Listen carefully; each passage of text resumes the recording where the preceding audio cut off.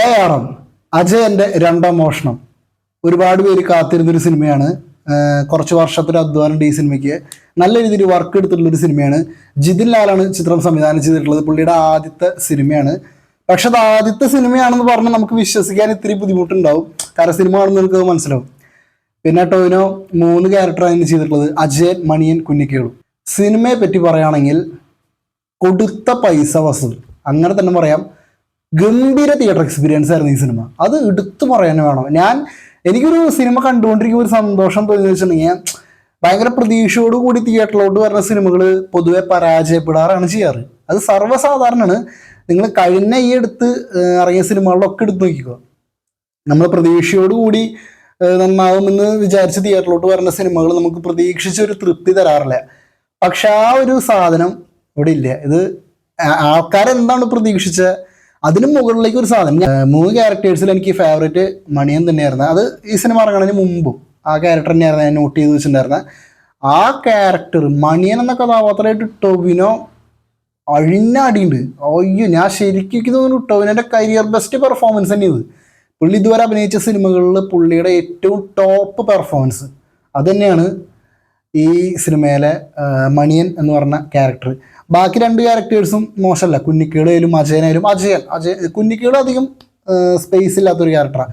വളരെ കുറച്ച് സിനിമയിൽ ആദ്യം ഇൻട്രൊഡ്യൂസ് ചെയ്യുന്നത് കുഞ്ഞിക്കേളുവിനെയാണ്. പക്ഷെ പുള്ളി അത്ര അതല്ല. പക്ഷെ മുഴുനീള ക്യാരക്ടറായിട്ട് അജയനാണ് വരുന്നത്. ആ ക്യാരക്ടർ അജയൻ്റെ ക്യാരക്ടറും ടോവിനോ അടിപൊളിയായിട്ട് ചെയ്തിട്ടുണ്ട്. എൻ്റെ ഫേവറേറ്റ് മണിയൻ തന്നെയാണ്. മണിയൻ്റെ സീൻസൊക്കെ രോമാഞ്ചായിരുന്നു മണിയൻ്റെ സീൻസൊക്കെ. എൻ്റെ പൊന്നെ, ആ ഒരു ഇൻ്റർവെൽ സീനായാലും അയ്യോ കുറേ സീൻസ് ഉണ്ട് കേട്ടോ. പിന്നെ ക്ലൈമാക്സ് ഒക്കെ വേറെ. ഞാൻ വിചാരിച്ച ക്ലൈമാക്സിലൊക്കെ ഇനി കൊണ്ടുപോയി കൊളാക്കൂ. കാരണം പൊതുവെ ഇങ്ങനെയാണ്, ഫസ്റ്റ് ഹാഫ് നന്നായി വന്നിട്ട് ചിലപ്പോൾ ക്ലൈമാക്സ് ഒക്കെ ആകുമ്പോൾ ഒന്നില്ലാണ്ടാവുന്ന ഒരു ഫീൽ ചില പടങ്ങൾക്ക് വരാറുണ്ട്. അതായത് ഈ പ്രതീക്ഷയോടുകൂടി വരുന്ന ഒരു പടങ്ങൾക്ക്. പക്ഷെ ഇവിടെ അങ്ങനെയൊന്നുമില്ല. ഇതൊക്കെ ക്ലൈമാക്സ് തീയാണ്. ക്ലൈമാക്സിലൊരു ഒരു കൊട്ടൊക്കെ ഉണ്ട്, ചെണ്ട ശിങ്കാരിമാർത്തുള്ള സാധനമൊക്കെ ഭയങ്കര രസം കേട്ടിരിക്കുക. അതിൻ്റെ ഇടയിലുള്ള ഒരു സാധനങ്ങളൊക്കെ ഉണ്ട്.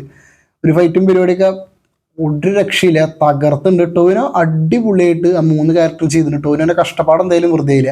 ഈ സിനിമയുടെ ട്രെയിലർ, ഞാൻ ഇതിൻ്റെയൊക്കെ ട്രെയിലർ റിയാക്ഷൻ ഞാൻ ചെയ്തിട്ടുണ്ടായിരുന്നു. നിങ്ങൾ കുറച്ച് പേര് കണ്ടുണ്ടാവും. അപ്പോൾ നമ്മൾ ഈ ഓണം റിലീസുകളുടെ ട്രെയിലർ റിയാക്ഷൻ ചെയ്തപ്പോൾ ARMൻ്റെ ട്രെയിലർ കണ്ടുകൊണ്ടിരിക്കുമ്പോഴേ ഇതൊരു ചരിത്രപടം സെറ്റപ്പും കൂടിയാണെന്ന് എനിക്ക് ആ ട്രെയിലറിലാണ് മനസ്സിലായത്. പൊതുവെ അങ്ങനത്തെ പടങ്ങൾ പ്രതീക്ഷയ്ക്ക് വരാതെ പരാജയപ്പെട്ട് പോകാൻ ചെയ്യാറ്. ഫസ്റ്റയുടെ നെഗറ്റീവ് വരുന്ന ചരിത്രമാണ് ഇങ്ങനത്തെ പടങ്ങൾക്ക് വരാറുള്ളൂ. പക്ഷെ അത് തിരുത്തി കുറച്ചു. അത്യാവശ്യം പ്രതീക്ഷ ഉണ്ടായിരുന്ന ഹൈപ്പ് ഭയങ്കരമായിട്ട് സിനിമയ്ക്ക് ഉണ്ടായിരുന്നില്ല. കാരണം ഭയങ്കരമായിട്ടുള്ളൊരു ഹൈപ്പ് ആദ്യം അനൗൺസ് ചെയ്തപ്പോൾ നല്ല ഹൈപ്പാണെങ്കിലും പിന്നീട് റിലീസൊക്കെ അടുക്കുമ്പോഴേക്കും ഹൈപ്പൊക്കെ ഭയങ്കരമായിട്ട് കുറഞ്ഞു. പക്ഷെ എന്നാൽ പോലും ആൾക്കാർക്കൊരു പ്രതീക്ഷ ഉണ്ടായിരുന്നു, ഇത് നന്നാവും, ഇത് തിയേറ്ററിൽ കാണാൻ ആൾക്കാർ നോട്ട് ചെയ്ത് വെച്ചിട്ടുള്ളൊരു സിനിമയായിരുന്നു. ആൾക്കാരെന്തായാലും നിരാശപ്പെടുത്തില്ല. വെറുത്ത് വാച്ചാണ് പടം. അത് ഉള്ള കാര്യം ഞാൻ പറയാലോ. തിയേറ്ററിൽ എക്സ്പീരിയൻസ് ചെയ്യാനുള്ള പടമുണ്ട്, തിയേറ്ററിൽ എക്സ്പീരിയൻസ് ചെയ്യാനുള്ള സിനിമയുണ്ട്. തിയേറ്ററിൽ തന്നെ കണ്ടത് നല്ല ഞാൻ കണ്ടത് തൃശ്ശൂർ ദീപ തിയേറ്ററിലായിരുന്നു. ഞാൻ 2D ആയിരുന്നു കണ്ടത്, 3D ആയിരുന്നില്ല. അത് ഇന്നലെ ഞാൻ ടിക്കറ്റ് എടുക്കാൻ പോയപ്പോൾ 3D ആയിരുന്നു പറഞ്ഞിരുന്നു. പക്ഷേ 3D കണ്ടന്റ് വന്നിട്ടില്ല. അപ്പോൾ ന്യൂൺ ഷോ 2Dയിലാണ് ഇട്ടത്. ന്യൂൺ ഷോ 12 മണിയൊരു ഷോ 2Dയിൽ ഇടേണ്ടി വന്നു. അപ്പോൾ എനിക്ക് ഓൾറെഡി 3D കാണാൻ വലിയ ഇൻട്രസ്റ്റ് ഉണ്ടായിരുന്നില്ല. 2Dയിൽ കാണാൻ കുറച്ചുകൂടി എനിക്ക് താല്പര്യം.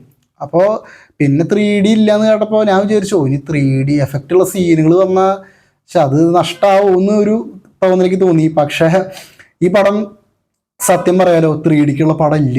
ഇത് 2Dക്കുള്ള പടം. ഇതിന് സ്റ്റാർട്ടിങ് കുറച്ച് സാധനങ്ങളുണ്ട്. നമ്മുടെ ക്രൂ മെമ്പേഴ്സിൻ്റെ പേരൊക്കെ എഴുതി കാണിക്കുമ്പോൾ ഒരു തീയിൻ്റെ ഒരു ഗ്രാഫിക്സ് പരിപാടി ഉണ്ട്. അത് 3Dയിൽ കാണാനുള്ളത്. അത് 3D നൈസായിരിക്കും. അത് ആകെ കുറച്ച് 2 മിനിറ്റ് ആണല്ലോ. അത് ജസ്റ്റ് ഒരു തീയിൻ്റെ ഒരു സാധനം, ഒരു ഗ്രാഫിക്സ് പരിപാടി 3Dക്ക് വേണ്ടി ചെയ്ത് ക്രൂ മെമ്പേഴ്സിൻ്റെ പേര് കാണിക്കും. പക്ഷെ സിനിമ തുടങ്ങിക്കഴിഞ്ഞാൽ പിന്നെ ഫുള്ള് നമ്മൾ നോർമൽ സിനിമ കാണുന്ന പോലെ തന്നെ. എനിക്ക് ഒരു 3D എഫക്റ്റ് ഇത് 3D ആയിരുന്നെങ്കിൽ നൈസായനെ എന്ന് തോന്നിയ ഒറ്റ സീൻ പോലും എനിക്ക് സിനിമയ്ക്കകത്തുണ്ടായിരുന്നില്ല. അതിൻ്റെ ആവശ്യം ഉണ്ടായിരുന്നില്ല. ഇത് 2Dയിൽ ആസ്വദിക്കാൻ തന്നെയാണ് എനിക്ക് തോന്നി. 2Dയിൽ നമ്മൾ നോർമൽ സിനിമ ആസ്വദിക്കുന്ന പോലെ ഞാൻ ആസ്വദിച്ച് കണ്ടു. വളരെ നല്ലൊരു സിനിമയായിട്ടൊക്കെ തോന്നി. വെറുത്ത് വാച്ചാണ്. തിയേറ്ററിൽ കാണാനുള്ള സിനിമയുണ്ട്. ഭയങ്കരമായിട്ട് നമ്മൾ വാനോളം പൊക്കണതല്ല സിനിമേനെ. പക്ഷെ നമ്മൾ ആ ഒരു സൗണ്ട് എഫക്റ്റ്, ഞാൻ കണ്ട തിയേറ്ററിൽ ഗംഭീര സൗണ്ടായിരുന്നു. എല്ലാ തിയേറ്ററിലും അങ്ങനത്തെ ഒരു സൗണ്ട് കിട്ടണമെന്നില്ല, വേറെ കാര്യം. പക്ഷെ ഞാൻ കണ്ട തിയേറ്ററിൽ അന്യായ സൗണ്ടായിരുന്നു. നമ്മുടെ തൃശ്ശൂർ ദീപ തിയേറ്ററിൽ. അവിടെ എൻ്റെ പൊന്നു സീറ്റൊക്കെ കിടുന്നുള്ളൂ. ചില സീറ്റ് കിടുന്ന് പറയണ പോലത്തെ ഒരു സൗണ്ടായിരുന്നു. അങ്ങനത്തെ സൗണ്ടിൽ ഈ സിനിമ കാണണം. 2D ആയിരുന്നെങ്കിൽ പോലും നല്ലൊരു പീക്ക് ലെവൽ തിയേറ്റർ എക്സ്പീരിയൻസ് എനിക്കിന്ന് കിട്ടി. വളരെ നല്ലൊരു സിനിമ. ഓണത്തിന് ഒരു സിനിമ കാണാൻ ഉദ്ദേശിക്കുന്ന ആൾക്കാരാണെങ്കിൽ ഈ സിനിമ ഒന്ന് കണ്ടു നോക്ക്. ബാക്കി പടങ്ങളുടെ റിവ്യൂ നമുക്കറിയില്ല കേട്ടോ. പിന്നെ 2 സിനിമകളാണ് അറിയണം. അപ്പോൾ ആസിഫലിയുടെ പടം ഞാൻ കണ്ടിട്ടില്ല, അത് നാളെ ഞാൻ കാണുന്നുള്ളൂ. അപ്പോൾ ഇനി നാളെ 2 സിനിമകൾ വേറെ ഇറങ്ങുന്നുണ്ട്. അപ്പോൾ ഓണം വിന്നർ ഇത് നല്ലൊരു പടമാണ്. ഇത് ഓണം വിന്നർ ആവാനുള്ള എല്ലാ ചാൻസും ഉണ്ട്. ബാക്കി പടങ്ങളുടെ അഭിപ്രായം നമുക്കറിയില്ല.